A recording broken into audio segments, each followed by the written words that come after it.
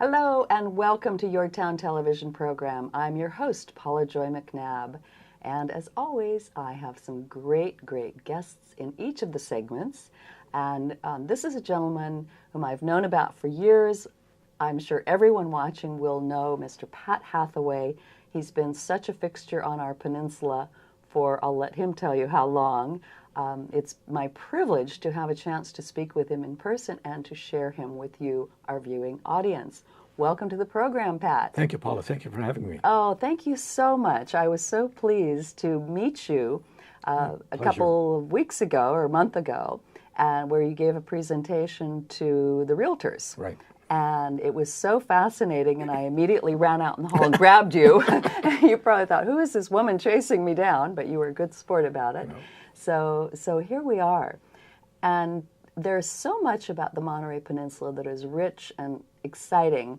I've asked you today to focus on Carmel and the coast. Right. And so we're going to focus on that and see where it takes us throughout history and throughout time. But first I want to ask you, you are very unique. There are not many people who do what you do and do it at the level that you do. Not private individuals. I mean, I know of somebody in Seattle and somebody in Portland on the West Coast, and that's it for the West Coast as private individuals. Right. So how did you get started? As you were a little boy, you said, I want to grow up and be a photo archivist? No, I wanted to be a photographer. Okay.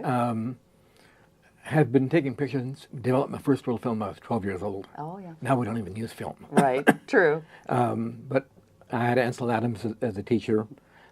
He was a family friend. Yes. So went to his house and showed me his dark room. And if you have any problems, give me a call. So I called him. It's Mr. Adams, and this is he. Oh, wow. So he was just a great friend for many years. Yes, absolutely. So how many years has that been? I first met him, I was still in high school, so probably mid-60s. Right, right. So you've started your business, and I want to make sure we get this in because this is kind of a big deal. You're celebrating your 47 years anniversary on November 29th. Great. And just to make sure that we have a chance to get this in, because I tend to get a little excited and get carried away, and I don't want to run out of time. How can people reach you? You had your studio in Monterey. Where are you now? I have a small space in the Cannery Antique Mall on Wave Street above Cannery Row. So if someone goes to the Cannery Row Antique Mall, they can find you? They can find me, and they can call, and I can meet them there. Okay. And what is the name of your business? California Views, and the website is caviews.com. And if they Google your name, Pat Hathaway? They'll find me. Okay, good. I just had a feeling I'm going to get excited and run out of time, and I don't want to do that. That won't happen. So let's start with some first photographs here. Well, this is a book that was done several years ago of aerial views of Carmel by Bob Cameron, who's now passed away, but he used several images from my collection in the book where he did kind of a then and now showing the spot, 50 years ago or 100 years ago. Right. And what it looks like today. So this photograph, as we're looking at it, when approximately would that have been taken? Well, this is probably in the 80s of Point Lobos. So this is in the 1980s. So let's go to the next photograph. This one here. And when... This is Carmel Point in the 30s. So talk to us about what we're seeing here. Well, there's Tor House. Mm-hmm. Here's Carmel Beach, Stewart's Cove. Ocean Avenue would run down along here. Mm-hmm. And so there's really nothing in there at all. Very little. Other than the buildings you've talked about. Now, I understand there used to be a golf course out there? Golf course and a ball field. Actually, you can zoom in. So describe in words where those would be so people can follow you. The golf course was right at the south end of Carmel Beach, right above the beach. Uh-huh. And then the golf course was, the ball field was right in the center of Carmel Point. So now who would have started those? Where? His name, I can't forget, the first name was, I forget, Philip, I think. Mm-hmm. Philip Wilson. So this is a private individual who just decided that he wanted to do a golf course or a ball field? And Carmel had a golf course before Pebble Beach did. Oh, all right. A claim to fame. I like it. So what year again would this have been? I think 1908. 1908. And Carmel didn't get, Pebble Beach didn't get one until 1919. Oh, well, Carmel's ahead of him then. Yeah. Excellent, yeah. So, and here is Carmel's first post office and general store. It was Louis Slevin, who also was a photographer, that took a lot of the early photos of Carmel. Now, where is this located? Ocean, I think just below Dolores. Ocean below Dolores. So the current post office is over on Dolores and Fifth. So was this building flattened or? Probably long gone, yeah. Long gone. Okay, wow. But this is about 1908. What a difference. So talk to us about, because I tell people, and I want to make sure that I'm giving accurate history, Carmel really was developed a lot after the 1906 earthquake. That's correct. A lot of the artists talk to us about came that. down from San Francisco after the earthquake. They lost their homes. Devendorf and Powers was very art inclined and would give artists a good deal on property. And they started the Del Monte Hotel Gallery in 1907. And but it was just, you know, the scenic beauty drew out creative people. You know, Jeffers was here, Steinbeck was here, George Sterling, Jack London. All the creative people came because of the beauty. Right, exactly. It fueled their creative juices. So the little plots of land, I understand, that were they given out in Carmel, or were they sold? They were sold, but very, very reasonably. They wanted to have it as an artistic colony. And I mean, the people who started Carmel, if they came back, wouldn't recognize it. Well, that's true. The people that were here 50 years ago. But actually, I will say, and I get asked this a lot because I was fortunate enough to grow up here down the coast in Paula, Colorado Canyon. And I get a lot of people coming through because I am in real estate and interior design. And I really feel that Carmel has done an excellent job of maintaining the flavor and the color and what Carmel really is. And when people say, well, it's so difficult to get things through planning, and I say, yes, and there's a reason for that. Yeah, a good reason. And a good reason for it. And we really do keep the charm as we go. So this is Carmel Mission in the 40s. Wow. So that's gone through some changes. That's the second oldest mission in California, goes back to 1770.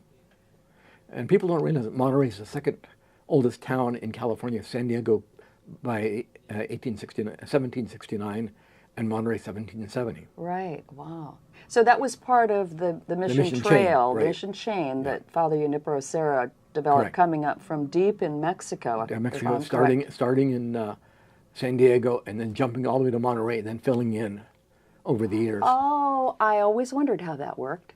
So it wasn't a geographic coming up? Oh, interesting. Yeah, Monterey, for some reason, just throws everybody. Interesting. Yeah, I didn't realize that. Yeah, so they bypassed a whole bunch of missions in between that were filled in.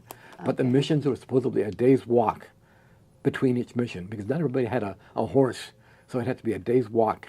It was like the Motel 6 of the time. Where makes sense. You could, you know, move up the coast and stay at a mission. Right. You could have a roof over your head and a meal in a safe place, ostensibly. Interesting, Pat. I'd never heard that before. Yeah. And this is Robin Jeffers' tour house under construction. And, tell people where that is, because we right on we know. Carmel Point. It's above Scenic. Yeah. It's a national monument now. If you haven't been there, you should go. It's a great place to go. It's really interesting, and this tower part is a very narrow staircase going up inside. But it's fascinating, and I understand, and correct me if I'm wrong, that he actually built that. He and his sons brought those rocks up. His sons did a lot of that. They were his labor force. It's good to have sons for a labor force, isn't it? Oh, that's incredible. So what year was this? About 1929. So who is this fine fellow sitting down here? No, I don't know who he is. No idea, okay. But it's more, I'm interested in the house in the background. Well, I like the people, too. Yeah, and here's Jeffers and his wife, Una, and two sons, twin sons, Don and Garth. Now, are the sons still living? No, they're gone. That's what I thought, yeah. And Una, and the poetry, some of his poetry is a little dark for me. I would agree, yeah, I would agree. But I like it. One of my favorites is Beaks of Eagles.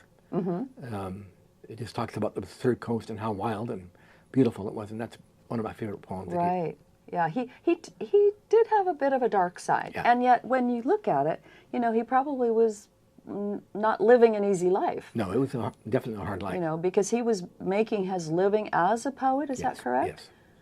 And I don't remember if Una had if she brought any financial wherewithal. She had been married before. Right. And one of my favorite stories is that her husband moved and built a house not far from theirs. Oh, yes. And he had electric power, and she would go do her laundry because he had a washing machine at the ex-husband's house.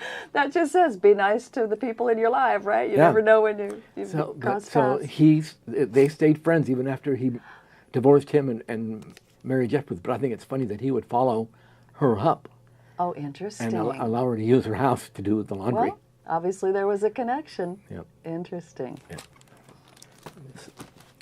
This is the post house down in Big Sur. This is about 1915.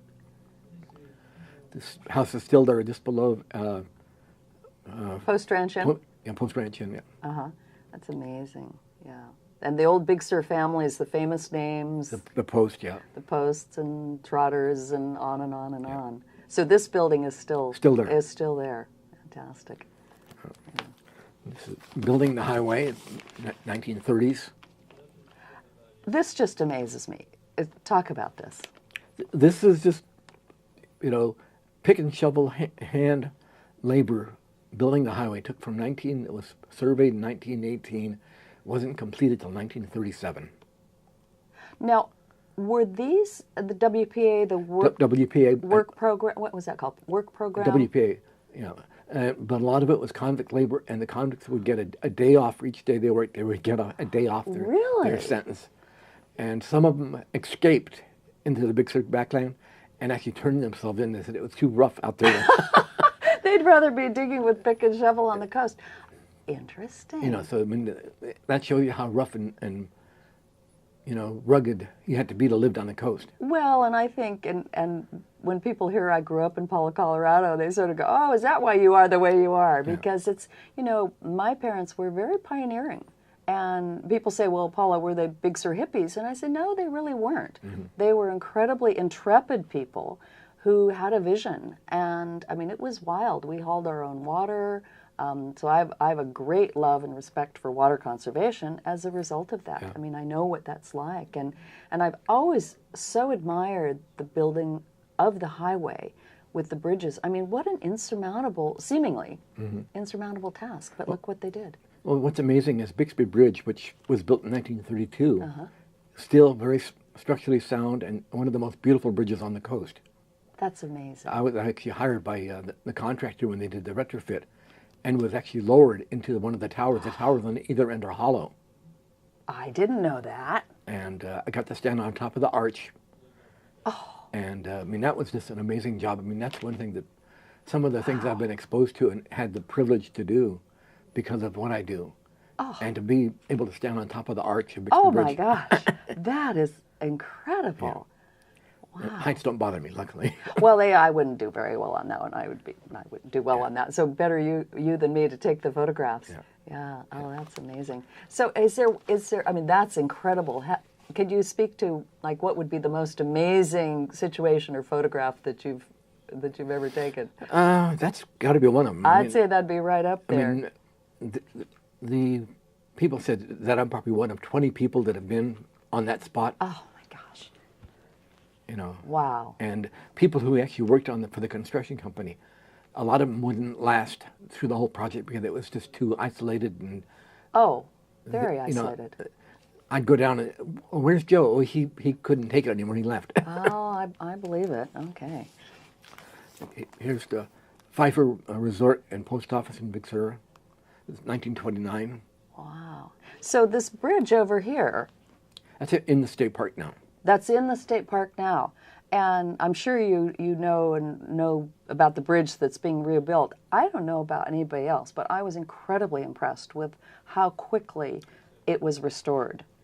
If you have enough money and the willpower and no red tape, you can get that done. Well, exactly. And they did the same thing with the River Bridge, a number of years back, where they got it rebuilt pretty quickly. Right, right. And I actually went down and did the hike, bypassing it and going up the switchbacks around it. And I'm so glad I did, because it was such a rare opportunity to walk on Highway 1 with the traffic closed off. So I was so grateful that I got a chance to do that. One of my favorite trips is to do the Old Coast Road, and a friend of mine walked the Old Coast Road. We parked our car at either end. Yes. And walked the Old Coast Road, and that was a great experience. And so that's from Bixby. Tell people where that is. From Bixby Canyon all the way to about, what is Right it? by Andrew Malera. Andrew Malera, yeah. Right, right. I did that one time, and the cows were in the field, and the horns. I was like, oh, I don't know if this is such a good idea. Yeah. Seemed like a good idea at the time. But that was a beautiful hike, and walking it, you see things you never see driving. It's fantastic. Highly recommend it. We've got a couple more minutes, so tell us and about this. And this is from Bixby Bridge, looking at Bixby Landing, and I actually used to live in a house right there on at Bixby Landing. A lot of people know it as Alan Funt's old home. Yes. Yeah. But I was there for about 9 months when I was on the work market one time. Wow, that's fantastic. That's really great. And then this is one of a series I'm doing of then and now photos that I'm thinking of doing a book on then and now photos of Monterey. Wonderful. So what year would this photo have been, That's Pat? probably about 1915, and that's from Michael's Ridge above Point Lobos. No, I don't know that. Michael's Ridge? Michael's Ridge, yes. So is that where you walk up to Inspiration Point? No, it's above Point Lobos, kind of below the fish ranch. Oh, okay. Okay. So this book, if you do this, when would this come out? That's a good question. People are saying books don't sell anymore, and a big part of that's true. Yeah. So I have to find, is it worth to do, or is it just a labor of love? Right, right. But the information, putting it together, would be so valuable and so interesting. What I might do is do it on a print by demand. Exactly. You know. Exactly. Because that would be fantastic. I think locals would certainly love to, and people around the world would love to see what's made Carmel Carmel. Well, what's amazing to me is with my website, I have sales from Spain, Japan. It's truly the World Wide Web. Oh. It's not just California or the peninsula. It's give your website, because as I knew I would run out of time. Pat, how do people reach you? Okay, so the website is caviews.com, and the phone number is 831-373-3811. Excellent. Well, Paula, thank you so much. Oh, thank you, Pat. This has been delightful, and I do want to get you back so we can do Monterey, a segment on Monterey and a segment on Pacific Grove and so forth, because you have many, many more photographs to share. I figure over 81,000 images in the collection. Oh my goodness. Pat, thank you so much. It's been a real Paula, pleasure. Thank you so much. I'm your host, Paula Joy MacNab, with YourTown television program. Thank you for joining us.